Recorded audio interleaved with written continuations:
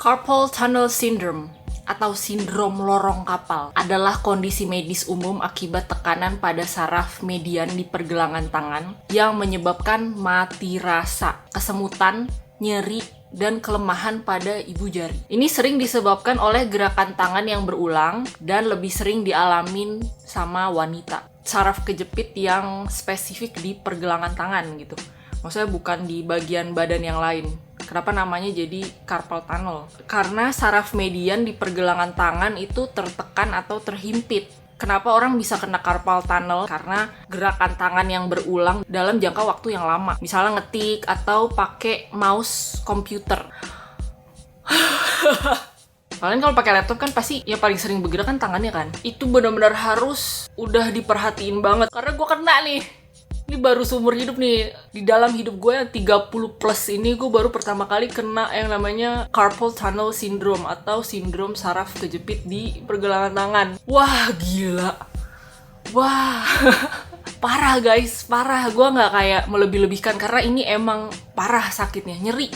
Gue gak tahu ya kalian pernah ngalamin yang namanya sakit gigi atau enggak. Karena gue pernah yang namanya sakit gigi. Gue punya gigi bungsu yang gak normal posisinya. Si gigi bungsu ini tuh nabrak gigi depannya gitu. Ini gigi bungsu nih, gigi kan, gigi geraham kan harusnya lurus-lurus gini nih, geraham, terus gigi geraham.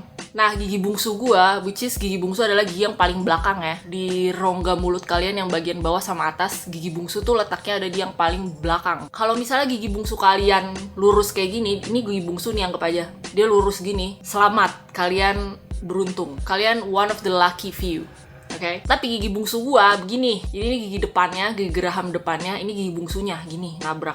Pada saat itu kasus gua adalah pas gigi gua nabrak kayak gini, ternyata dia tuh gua nggak nyadar ternyata gigi yang miring ini nyimpen banyak makanan di sini. Jadi kayak mau gua sikat gigi ataupun gua floss pun itu pasti akan sisa makanan gak bakalan bersih sepenuhnya. Karena gua udah ngelakuin floss tiap malam seumur hidup gua, tetep aja kena lubang gitu loh, kayak bangke emang. Udah kan, habis itu lobang ternyata, dan itu lobangnya nggak kelihatan karena ini bayangin ini giginya, gigi yang normal gitu ya, gigi geraham gue yang normal, gigi bungsunya, terus dia bikin lobang di dalam sini.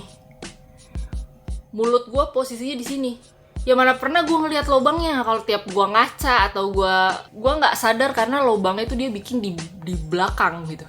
Intinya tuh udah lobang dan tiba-tiba gigi gue sakit aja. Sakitnya tuh sekitar mungkin 6/10 lah. Sebenarnya masih bisa ditahan tapi sakit gitu. Dia tuh kayak nyetrum-nyetrum sakitnya. Karena yang diserang tuh saraf. Ngerti gak sih? Beda rasanya sakit ketika lu kebelek. Ketika kulit lo tuh luka versus sakit karena saraf. Saraf tuh kayak 100 kali lipat lebih sakit dibandingin sakit kebelek pisau, kebelek silet atau kebelek kaca atau apapun. Pokoknya sakit saraf tuh sakit banget. Intinya gue mau cerita di sini. Pas gigi gue sakit itu, ujung-ujungnya ternyata harus melakukan yang namanya tuh perawatan akar gigi. Gue harus melakukan root canal treatment. Perawatan akar gigi adalah proses di mana saraf di gigi lo itu. Jadi setiap gigi kita tuh punya saraf-saraf gitu loh guys. Jadi setiap gigi pokoknya dia tuh punya saraf khusus. Gue nggak tahu kayak what's the fucking point, man? Kayak kenapa lu naruh saraf di situ sih? Ya Allah, desainnya kenapa kayak gitu? Jadi lobangnya itu udah nyampe ke saraf, intinya makanya sakit. Abis itu dokternya udah ngebius gue gitu untuk melakukan perawatan akar gigi itu. Terus pas dibius, sakit banget. Itu sakitnya seumur hidup gue itu adalah hal tersakit, yang paling sakit, yang bikin gue merasa pengen udah gue mati aja deh gitu kan. Bukan mati sih, itu ekstrim ya. Maksudnya kayak gue gak mau ngerasain sakit ini, udah mending gue pingsan aja, bisa gak?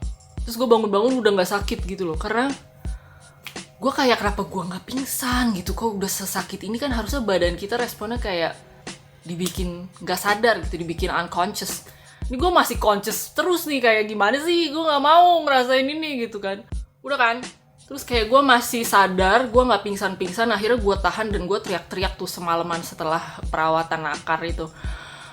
Udah gue di situ kayak trauma. Kadang gue mikir kayak kenapa harus tersiksa banget sih manusia gitu loh. Harus merasakan sakit separah itu gitu. Gue sebenarnya pengen menggambarkan aja ke kalian ya sakitnya tuh gimana. Untuk yang gigi berlobang itu tuh 6/10 atau 7/10 ya. Dan ketika abis perawatan akar itu yang benar-benar akar giginya tuh dimatiin, itu tuh sakitnya menurut gue adalah kayak 30/10. Itu sakit banget, kacau. Itu paling sakit yang pernah gue alami sepanjang hidup gue gitu.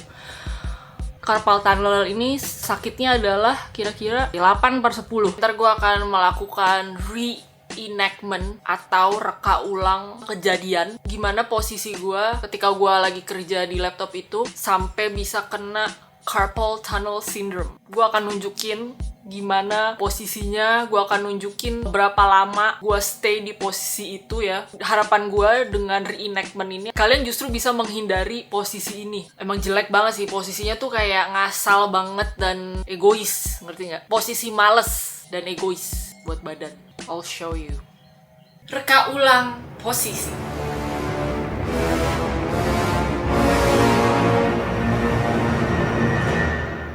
Ini tangan gue, ini pinggiran meja gue gini. Lu bayangin gue gini tangan gue, segi gini. Bukan ketekan sama permukaan datar, tapi pergelangan gue yang ini udah ketekan sama pinggiran. Jadi pinggiran mejanya yang ini. Laptop gue agak majuin nih, jadi gue gini. Pintar banget gak? Selain kena bagian pinggir meja di sini, bagian tangan gue yang ini tuh ketekan juga sama pinggiran laptop. Jadi kalau kalian lihat nih, ntar gue akan zoom ya. Ini kan trackpad kan? Ini trackpad laptop. Terus gue gini. Dan posisi duduk gue kayak gini di sini, di sofa yang busuk ini. Kalau ngedit vlog gue bisa 4 jam, terus posisi gue kayak gini. Bukan 4 jam, bisa 8 jam. Bahkan gue nggak break selama 3 jam itu gue segini gitu, gini. Tiba-tiba gue lihat udah, udah 3 jam, udah 2 jam. Enak nih, enjoy nih. Masa kayak enak nih, ngedit vlog, enak nih, kerja. Gue lagi enjoy-nya, taunya ternyata itu adalah posisi terburuk buat tangan gue.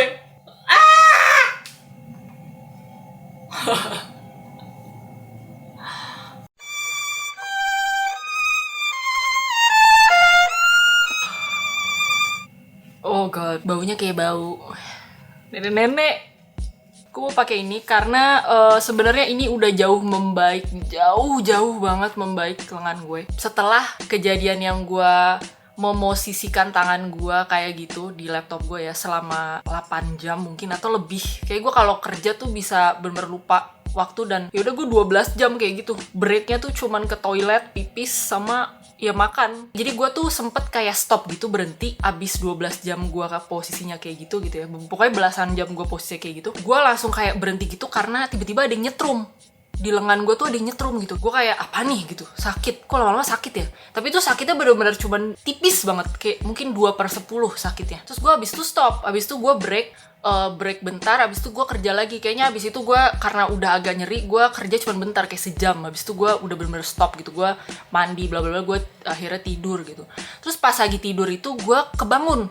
Pas gue lagi tidur gue kebangun karena nyeri banget. Tiba-tiba kok nyerinya tambah parah. Terus nyerinya tuh kayak nambah sekitar 7/10. 7/10 kan sakit dong. Gue kayak kok sakit anjir, ternyata gara-gara itu jadi sakit. Gue kebangun itu, terus gue ngeliat jam, itu jam 3 pagi. Jam 3 pagi. Anjir sakit banget gitu kan. Gue kayak mana gue gak punya obat apapun, gak ada obat pereda radang atau pereda rasa sakit pada malam itu ya. Gue sebenarnya tahu yang namanya carpal tunnel. Gue sebelumnya emang udah tahu, gue udah pernah denger dari temen gue gitu. Temen gue waktu itu ceritanya dia kena carpal tunnel karena posisi dia main handphone kelamaan dan salah posisinya.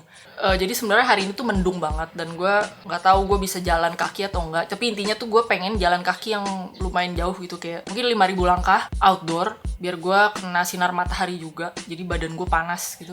Karena itu akan bantu untuk ngurangin atau memperbaiki saraf kejepit itu gitu. Maksudnya dia akan balik ke posisi normal ketika badan kita tuh anget gitu, panas. Jadi ini gue selain jalan kaki gue mau pakai ini juga. Ini gue nggak pernah lo pakai gini-ginian karena sebenarnya kalau misalnya gue lagi olahraga dan otot gue lagi sakit gitu ya, gue biasanya perbaikinya dengan olahraga lagi gitu. Jadi gue nggak pernah pakai yang patch atau kayak pakai counter pain gitu kan. Jadi otot-otot setelah olahraga itu kan biasanya sakit kan, kayak badan lu tuh sakit gitu intinya, nyeri setelah olahraga. Nah gue biasanya nggak pernah pakai patch kayak gini. Gue biasanya kalau lagi nyeri abis post workout, gue kalau nggak pemanasan warm up atau gue yaudah olahraga lagi karena lebih cepet hilangnya gitu guys. Jadi rencananya hari ini gue mau jalan kaki di luar. Nanti kita ketemu lagi ya pas gue lagi jalan kaki atau gue ya melakukan aktivitas apapun deh. Yang penting pokoknya intinya hari ini gue harus bergerak. Jangan stay di satu tempat yang sama dan dalam jangka waktu yang lama. Bye-bye.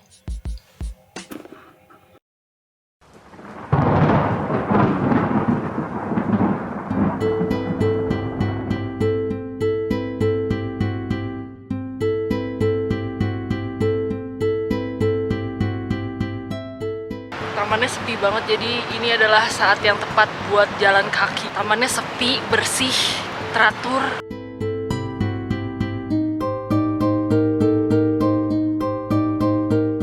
Rawa-rawa secantik itu isinya nyamuk demam berdarah, gue yakin. Jadi gue nggak mau diem di situ kelamaan, pada gue digigitin nyamuk.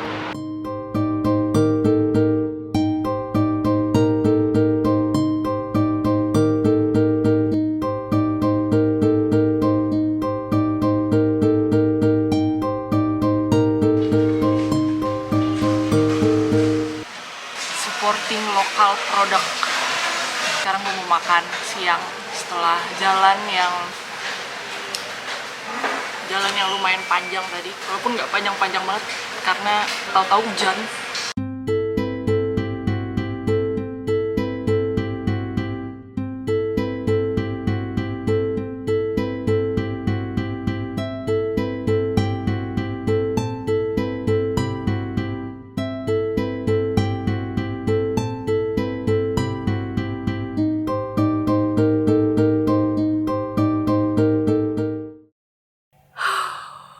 Akhirnya gue udah sampai rumah lagi, capek dan ngantuk. Karena gue tadi kayaknya berjemur di bawah matahari. Bukan berjemur sih, pas jalan kaki itu di luar, outdoor. Gue ke expose matahari kayaknya mungkin hampir sejam, kayak 45 menit. Jadi gue sekarang masih jam 2 siang, gue udah ngantuk banget. Kayak gue udah siap buat tidur gitu. Tidur panjang ya, bukan tidur siang. Dan saatnya melepaskan pain relief patch.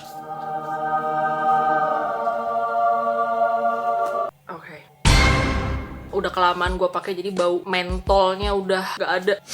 Masih bau sih, tapi kayak udah berkurang. Oke, jadi gitu aja guys. Jadi gue berharap semoga kalian selalu memikirkan postur kalian, especially ketika lagi main HP atau main laptop atau main gadget yang bikin kalian lupa waktu. Pokoknya apapun itu sih, misalnya nggak harus berhubungan sama gadget. Gue kan kadang suka ngelukis tuh. Gue kalau lagi ngelukis ya gitu, sama being in the zone lagi. Ketika kita lagi enjoy melakukan sesuatu tuh, kita jadi lupa jam, lupa waktu, dan kita pun jadinya nggak sadar kalau ternyata posisi duduk kita, posisi tangan kita, posisi leher itu sebenarnya salah gitu ya, kita nggak tahu. Itu hati-hati karena bisa kena saraf. Kalau ini masalah gue nih, yang ini nih, gue tuh posisinya masalah pergelangan tangannya. Pokoknya sebenarnya kita kan nggak bakalan tahu ya, ternyata posisi leher yang begini salah, leher yang begitu salah. Pokoknya kalian ngerasain badan kalian aja sih. Kalau saran gue ya, kalau misalnya ada nyeri dikit, kalau menurut gue udah langsung dengerin aja. Kalau badan lu udah ngasih sinyal sakit, ngasih sinyal nyeri, lu dengerin dan lu langsung benerin postur lu gitu. Karena ketika dia lagi nyeri atau lagi nyetrum bagian badan lu tuh, dia lagi komunikasi. Lu nggak usah ngasal deh posisinya, kita nih yang nanggung beban, kita nih yang nanggung beban berat badan lo gitu.